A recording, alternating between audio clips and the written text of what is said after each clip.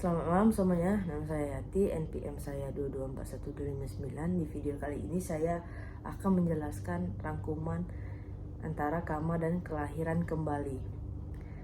Banyak orang mengenal istilah karma, baik umat Buddhis maupun non-Buddhis. Istilah karma ini sering dikatakan hal yang negatif. Seperti orang yang menderita dikatakan itu karmanya. Dari contoh tersebut bukan merupakan karma tetapi merupakan buah hasil karmanya. Arti karma adalah niat, melakukan sesuatu dengan niat tertentu itulah karma. Ada dua macam karma, yaitu karma baik dan karma buruk. Jika melakukan karma baik, maka timbullah buah karma baik. Jika melakukan karma buruk, maka timbullah buah karma yang buruk. Karma juga dapat dilakukan melalui ucapan, perbuatan, jasmani, dan pikiran. Kemudian banyak orang menganggap karma itu sama dengan nasib dan takdir. Tetapi nasib dan takdir itu tidak sama dengan karma. Karma hanya satu, kita mempunyai masing-masing. Dalam perkumpulan karma ini saling bertemu. Karma yang melahirkan kita terlahir dari orang tua tertentu adalah bawaan kita. Bisa karena cinta dan bisa karena kasih, benci. Contohnya orang tua yang pandai, anaknya pandai. Orang tua yang pemarah, anaknya juga pemarah.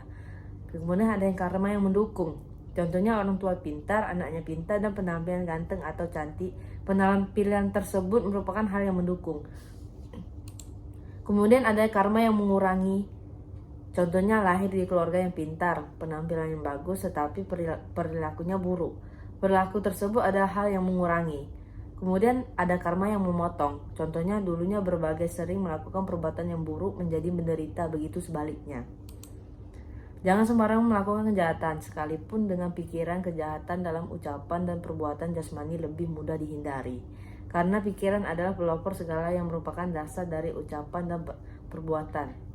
Agar terhindari dari pikiran yang jahat, kita harus mengembangkan pikiran yang positif setiap saat.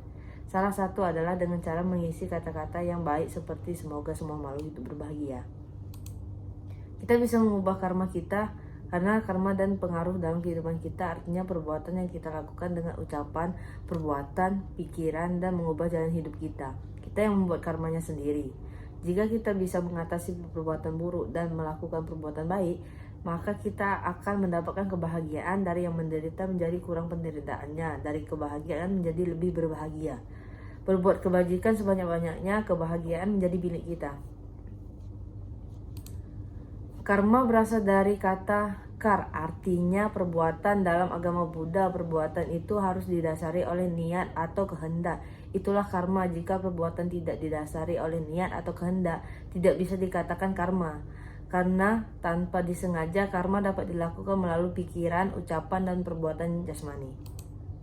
Karma ada berat dan ringan, yaitu karma menjelang kematian. Jika karma kebiasaan tidak ada, maka akan ada karma ini. Karma menjelang kematian yaitu karma dengan pikiran. Oleh karena itu, kita harus membiasakan diri untuk mengontrol pikiran dengan cara meditasi agar apa yang kita pikirkan adalah hal-hal yang positif. Karma 1-2 kali adalah karma yang dilakukan 1 atau 2 kali ketika ketiga karma di atas tersebut tidak ada. Jika karma itu baik, maka hasilnya yang baik. Jika karma itu buruk, maka hasilnya yang buruk. Dalam Visuddhimagga ada 4 karma berdasarkan waktu karma itu berbuah, yaitu karma yang dilakukan pada kehidupan sekarang ini, berbuah pada kehidupan sekarang. Yang kedua, karma yang kita buat kehidupan sekarang ini tetapi tidak berbuah sampai kita mati, maka akan berubah di kehidupan selanjutnya. Yang ketiga, ada karma yang berbuah pada kehidupan ketiga, keempat, dan seterusnya. Dan yang terakhir ada karma yang tidak ada efeknya atau ahosi karma, berlaku bagi arahat, sama Sambuddha, dan Buddha karena tidak ada kelahiran kembali. Fungsi karma janaka karma, karma yang mengatur kita mau menjadi apa.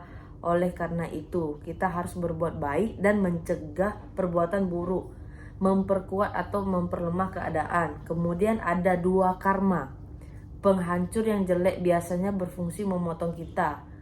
Karma yang positif, jika kita meditasi hingga tingkat jana kemudian mati di jana itu, maka orang tersebut bisa memilih mau lahir di mana jika mati. Kita harus menyadari apa yang perlu dan tidak perlu lakukan, karena masa depan kita tergantung karma kita.